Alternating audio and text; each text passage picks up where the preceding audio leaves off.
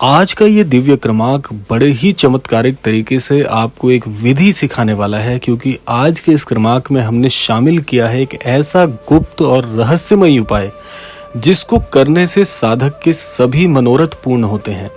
सभी प्रकार के कष्ट, सभी प्रकार की परेशानियां और मुख्यतः जीवन में जो बाधाएं चल रही हैं, उन बाधाओं से मुक्ति दिलाता है ये दिव्य उपाय। और आज का जो ये समय काल चल रहा है, इस समय काल में ये उपाय ब्रह्मास्त्र की तरह कार्य करेगा, जो कि एकदम अचूक और सटीक होगा। तो इसलिए आज के क्रमांक के साथ अवश्य बने रहिएगा, इस क्रमांक को पूर्ण अवश्य देखिएगा ताकि आपको आज की विधि पूरी तरह से समझ में आ पाए। तो इसलिए आइए बढ़ते हैं आज के इस दिव्य क्रमांक की ओर। जैसा कि मैंने आपको प्रारंभ में बताया कि अभी का जो ये समय काल चल रहा है, ये बहुत ही अद्भुत है किसी भी दिव्य विधि को सीखने के लिए, किसी भी उपाय को जीवन में शामिल करने के लिए और अपना भाग्य परिवर्तित करने के लिए। काल शब्द का यहाँ पर आशय यह है कि जैसे आप सभी जान रहे होंगे कि आजकल जो है वो बड़े मंगल का समय काल चल रहा है। अभी जिस प्रकार से जो अभी पिछला मंगलवार गया है, ये दूसरा बड़ा मंगलवार अभी गुजरा है, तो अब जो अगला मंगलवार यानी कि जो अगला बड़ा मंगल आने वाला है, ये बहुत ही शुभ है। किसी भी व्यक्ति को जीवन में यदि नया नियम धारण करना हो, कोई नई विधि सीखनी हो या अपने कार्यक्षेत्र पर काम करना हो, तो ये बड़ा ही दिव्य काल होता है। अब इस दिव्य काल में जो उपाय है वो भी आपको बताएंगे, क्या विधि है वह भी आपको बताएंगे और क्या सावधानियां रखनी है वह भी बताएंगे। तो क्रमबद्ध तरीके से बढ़ते हैं आज के इस दिव्य क्रमांक की ओर। सबसे पहले जानकारी हासिल कर लेते हैं बड़े मंगल के विषय में। देखिए, बड़ा मंगल का आशय क्या है कि वैसे तो हर सप्ताह में मंगलवार आते ही हैं, लेकिन जो ये अभी समय काल चल रहा है, इसमें जो तृतीय बड़ा मंगल आने वाला है, ये बड़ा मंगल बहुत ही शुभ है। इस दिन आप एक कार्य कर सकते हैं। जब भी मंगलवार की बात होती है तो यहाँ पर श्री हनुमान जी से संबंधित ये दिवस बन जाता है। तो जो भी साधक जीवन में किसी भी दौर से गुजर रहे हैं, कोई भी परेशानी है, कोई फर्क नहीं पड़ता, क्योंकि अब जो नियम आप जानने वाले हैं, ये नियम हर परेशानी की सबसे बड़ी काट है। आपको नियम क्या करना है? देखिए, जो लोग भी श्री महाराज जी में अपनी आस्था रखते हैं, महाराज जी को अपने आध्यात्मिक गुरु मानते हैं, उनके लिए तो सोने पर सुहागा जैसी बात है, क्योंकि यहाँ पर विधि महाराज जी से संबंधित है, श्री हनुमान जी से संबंधित है, तो बहुत ही दिव्य सब कुछ हो जाता है। विधि है, सबसे पहले मंगलवार के दिन आपको प्रातः काल में ही स्नान आदि के बाद नित्य कर्मों से निवृत्त होकर अपने मंदिर स्थान पर जाना है। वहां पर आपको एक कार्य करना है कि स्नान आदि के बाद में एक स्थान ऐसा सुनिश्चित कर लीजिए जो बहुत पवित्र हो। और इसके लिए मैं हम सभी के लिए एक बात कहना चाहूंगा कि मंदिर स्थान से ज्यादा शुभ और पवित्र स्थान कोई नहीं हो सकता। तो मुख्यतः यदि आप मंदिर स्थान का चुनाव करते हैं, क्योंकि यहाँ पर आपको आसन लगाकर बैठकर ये विधि करनी है। इसके पश्चात आपको क्या करना है कि श्री हनुमान जी का कोई छवि चित्र आपको लेना है, या फिर आप महाराज जी का छवि चित्र भी ले सकते हैं। जहां पर भी आप आसन बनाएंगे, उस स्थान को गंगा जल से आपको पवित्र कर लेना है। उसके बाद एक लाल रंग का आसन या पीले रंग का आसन बिछाकर उस पर आपको बैठना है।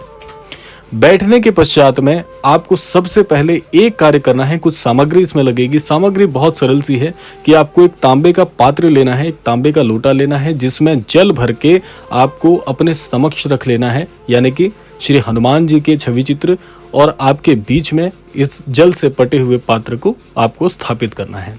इसके बाद आपको केवल और केवल एक सरल विधि करनी है। सरल विधि है श्री हनुमान चालीसा से संबंधित, क्योंकि जब भी कोई उपाय हम बताते हैं तो वो उपाय सरल होना हम चाहते हैं, ताकि हमारे सभी दर्शकों को कोई विशेष कार्य ना करना पड़े। रोजमर्रा की चीजों से ही आप अपने अच्छे दिव्य उपायों को जीवन में शामिल कर लें। तो श्री हनुमान जी की श्री हनुमान चालीसा से सिद्ध पाठ कोई नहीं हो सकता। यहाँ पर भी आपको संपूर्ण श्री हनुमान चालीसा की बात नहीं कर रहे हैं, यहाँ पर केवल एक दिव्य चौपाई का आपको प्रयोग करना है। ये दिव्य चौपाई वैसे तो संपूर्ण हनुमान चालीसा के साथ में सिद्ध है ही, लेकिन यदि श्री हनुमान जी के समक्ष बैठकर आप इसको अपनी पवित्र वाणी से, अपने पवित्र भावनाओं से सिद्ध कर लेंगे, तो और भी ज्यादा ये आपके लिए प्रभावी हो जाएगी। आइए जानते हैं कि चौपाई कौन सी करनी है। चौपाई को आपको बड़े ही हृदय से करना है, सहृदय ये पाठ करना चाहिए और मन को पवित्र रखना है। मस्तिष्क में कोई भी विचार नहीं लाने हैं। जब आप पूरी तरह से शांत हो और मस्तिष्क में शून्य की अवस्था में विचार हो, तभी आपको ये पाठ करना चाहिए। पहली सावधानी है, क्योंकि यदि पाठ के दौरान आपके मस्तिष्क में बहुत से विचार आ रहे होंगे तो ये पाठ उतना प्रभावी नहीं हो पाएगा। अब आपको क्या करना है कि श्री हनुमान चालीसा की एक चौपाई को आपको कम से कम 11 की संख्या में कहना है। चौपाई क्या है वह जान लीजिए।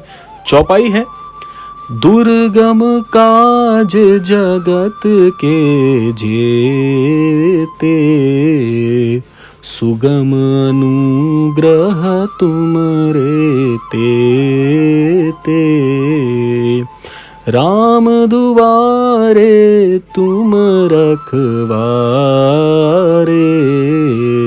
होत ना आज्ञा बिनु पैसारे। ये दिव्य चौपाई जो मैंने अभी आपको बताई है, इस दिव्य चौपाई का कम से कम 11 बार उसी दिन उसी समय आपको पाठ करना है। इसके पश्चात आपको एक कार्य करना है कि श्री हनुमान जी की आप आरती भजन से अपनी पूजा को संपन्न कर सकते हैं। उस पूजा को संपन्न करने के बाद आपको नजदीकी श्री हनुमान जी के मंदिर में लड्डुओं का भोग लगाना है। इतनी छोटी सी विधि है और बहुत से लोगों का प्रश्न आता है कि जो हमने जल से भरा पात्र रखा था, उस पात्र के जल का हमें क्या करना है। उसके 2 चीज आप कर सकते हैं, 2 विधियां उसके लिए भी हैं। पहली विधि यह है कि उस जल से आप अपने संपूर्ण ग्रह स्थान पर, अपने संपूर्ण घर पर उसका छिड़काव कर दीजिए। आपके ग्रह स्थान के सभी कोने पवित्र हो जाएंगे, घर के अंदर एक सकारात्मक ऊर्जा आ जाएगी। दूसरा कार्य आप ये कर सकते हैं कि जो भी आपके गृह स्थान में माता तुलसी का पौधा जहाँ पे आपने लगाया होगा, उसमें आप जल को समर्पित कर सकते हैं। दोनों में जो भी आपको उपयुक्त लगे ये कार्य आप कर सकते हैं। अब जो ये उपाय आपने मंगलवार के दिन किया है, बड़े मंगलवार के दिन आपने किया है, तो इस दिन से लेकर अगले 11 मंगल तक आपको ये उपाय करना है। इस उपाय को करने से पहला लाभ आपको क्या होगा कि जितने भी कार्यों में आपकी बाधाएं आ रही थी, ये उपाय बाधाओं के लिए बहुत बहुत उपयुक्त है, क्योंकि आपके जीवन से सारी बाधाएं ये उपाय जो है निकाल कर बाहर फेंक देता है और सकारात्मकता आपके जीवन में प्रभावी कर देता है। पहला दिव्य कार्य इसका है।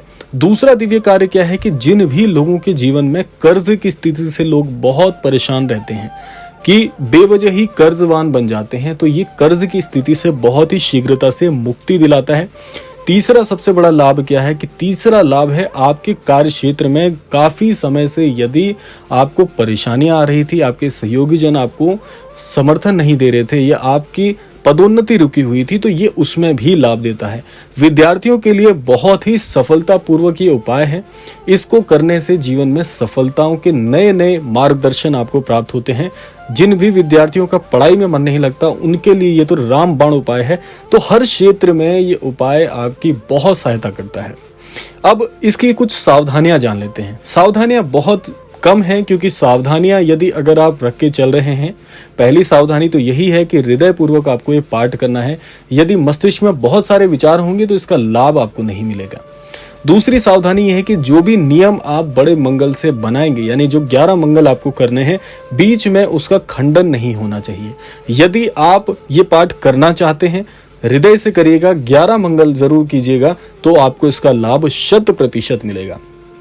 दूसरी सावधानी ये रखनी है कि इस दौरान जब आप ये नियम जीवन में अपना लेंगे, उस दौरान आपको सभी प्रकार की जो कुरीतियां हैं, जो बुरे कर्म हैं, उनसे दूर रहना है। नशा आदि आपको बिल्कुल भी नहीं करना है, गलत वाक्यों का प्रयोग नहीं करना है, गलत विचारों का मस्तिष्क में नहीं लाना है। तो ये जितनी भी कुरीतियां हैं, इन सब से आपको दूर रहना है।